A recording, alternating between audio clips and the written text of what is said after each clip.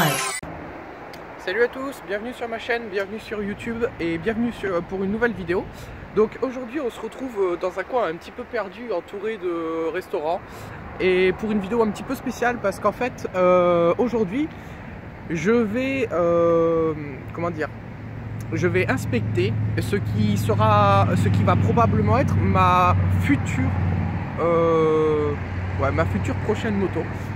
Donc il s'agit d'un GSX-R 600 de 2007 avec 35 000 km au compteur si je me rappelle bien. Et donc là je suis sur ce parking en attendant l'arrivée du propriétaire de la moto pour pouvoir inspecter la moto. Donc comme expliqué dans la vidéo précédente, hein, ma chaîne ce sera pas que des vidéos sur mes voyages, mes vlogs et tout ça.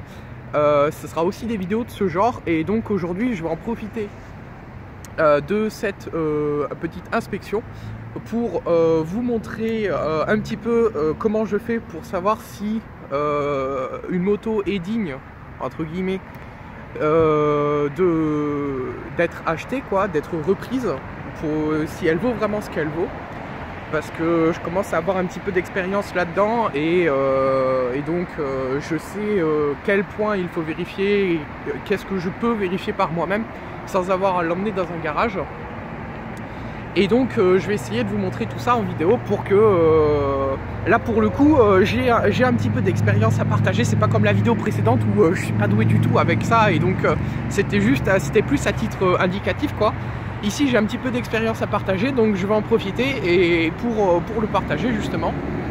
Et donc voilà, la suite de la vidéo ça va être un peu là-dessus quoi. Allez, à tout de suite. Et donc nous on voilà devant la moto, donc comme vous pouvez le voir elle est assez jolie. Donc c'est une 2007, et donc suite à ça je vais un peu identifier, inspecter la moto, parce que le vendeur a l'air un petit peu louche quand même, mais bon voilà. Donc on peut voir, qu'est-ce qu'on peut voir? D'abord on va vérifier l'esthétique. Donc on peut voir que là sur le réservoir il y a une grosse marque, plusieurs rayures. Pareil sur le carénage, ici c'est probablement tombé mais ça n'a pas l'air trop grave. Qu'est-ce qu'il y a d'autre? On a ici aussi, là c'est probablement des rayures de clé juste. Donc il n'y a pas l'air d'y avoir trop de... pas l'air d'y avoir eu de chute, ou peut-être une chute à très faible allure. Ici pareil, ça a l'air d'être pas mal abîmé, mais je sais pas trop ce que c'est. Là c'est craqué sur ce côté là, on a un sticker qui est décollé.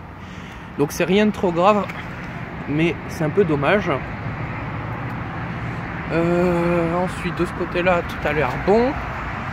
Ici c'est un peu abîmé aussi. Le rétroviseur est un peu abîmé aussi. C'est rien de trop grave, mais bon ça s'accumule, donc voilà. Donc ensuite on va passer aux éléments importants. Donc d'abord le liquide de frein. Is it locked? Yeah, thank you. Donc on la met droite et on inspecte le niveau du frein. Donc là on est bon. Hop. Ensuite, on va passer aux plaquettes. Donc pour les plaquettes, c'est un petit peu plus délicat. Je vais essayer de mettre de la lumière. Ah, c'est pas possible. Donc pour les plaquettes, il faut passer... on va pas du tout le voir, mais bon, il faut regarder au niveau du disque. Et sur la garniture, il faut qu'il y ait au moins 1 ou 2 mm. Donc là, mais moi je ne le vois pas, donc c'est compliqué. On va regarder derrière. Une plaquette neuve, ça a environ 5 mm de garniture. Ah là, je la vois. Donc là, les plaquettes ont l'air pratiquement neuves, donc c'est parfait. Le pot d'échappement a l'air un peu usé. On va vérifier le niveau d'huile. Le niveau d'huile. Ok, le niveau d'huile est bon aussi. Qu'est-ce qu'on va vérifier d'autre? On va vérifier la tête de carénage pour voir si tout fonctionne. Donc là, rien n'a l'air cassé. On va vérifier l'éclairage.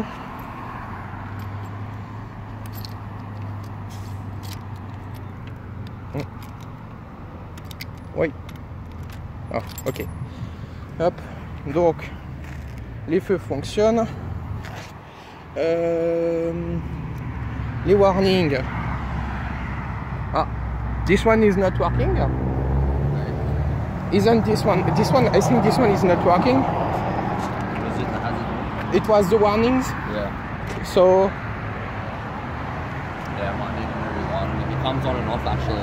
yeah. It comes on And off. is the blinking working like this?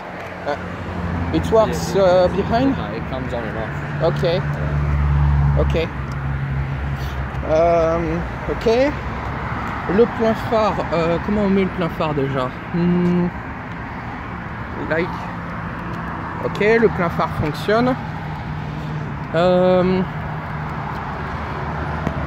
Can I start it? Ok. Oh yeah, you have a gear. No.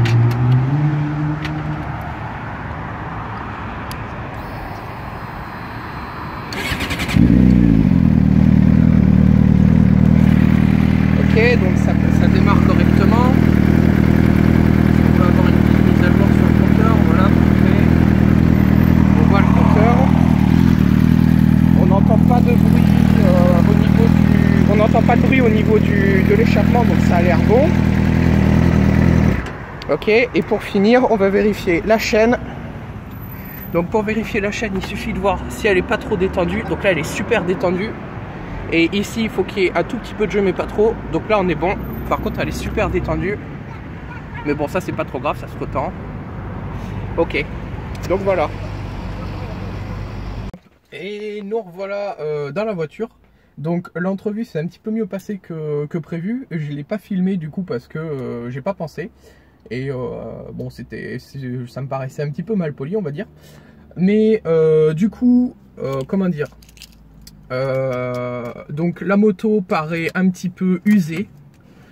Et elle est très certainement tombée, mais rien de grave a priori. Comment dire, les carénages sont usés et il y avait une grosse rayure sur le réservoir qui indique une chute, mais pas une grosse chute parce que visiblement les carénages sont pas cassés ni fissurés, c'est simplement rayé, donc je suppose très probablement une chute à l'arrêt. Ensuite, vis-à-vis des consommables, tout a l'air correct, mis à part le clignotant droit. Ouais, le clignotant de droite qui ne fonctionne plus, donc qui sera à changer. Donc il reste à trouver la panne, savoir si c'est juste l'ampoule qui a grillé, si c'est le câble ou si c'est le clignotant, enfin s'il y a plus de choses que ça à changer. Donc voilà, la moto est dans un état d'usure assez conséquent, on va dire. Donc c'est un peu dommage. Quoi d'autre? Ouais, mis à part ça, tout le reste est plutôt correct. Les pneus sont dans un état pitoyable, mais il a dit que on les ferait changer pour la vente, donc ça c'est plutôt une bonne chose. Et puis bah voilà, c'est à peu près tout. Donc ouais, consommable ok, esthétique pas trop mal. Ça se voit que c'est usé quoi, que la moto a pas été très bien et qu'ils en ont pas très bien pris soin, on va dire. Mais sinon c'est pas horrible dans l'état actuel des choses. C'est voilà. Et puis de toute façon, comme je vais probablement l'user pas mal moi non plus, c'est pas plus mal qu'elle soit déjà dans un état comme ça. C'est juste dommage en fait, parce que bah, ça gâche un peu le truc quoi. Mais bon, voilà, mis à part ça, c'est pas trop mal. Qu'est-ce qu'il y a d'autre? Ouais, je pense que c'est tout après. Donc je regarderai sur internet pour voir si jamais je peux changer, je peux faire changer les carénages qui sont un peu dans un état horrible quoi, on va dire. Mais bon, je vais y réfléchir et je lui donnerai une réponse. Vraiment, c'est pas sûr que je la prenne parce que elle est dans un état plus comment dire, dans un état moins correct que ce que j'imaginais quoi. Donc on va voir.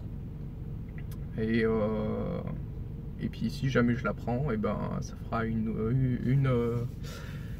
enfin une moto pour moi. Et donc on pourra s'amuser un petit peu quoi. Mais je vais quand même continuer à regarder les annonces quoi. Je dois lui donner ma réponse demain. Et donc on verra.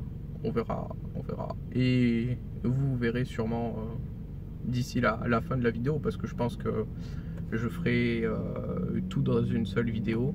Et donc vous verrez si je l'ai acheté ou pas. Voilà.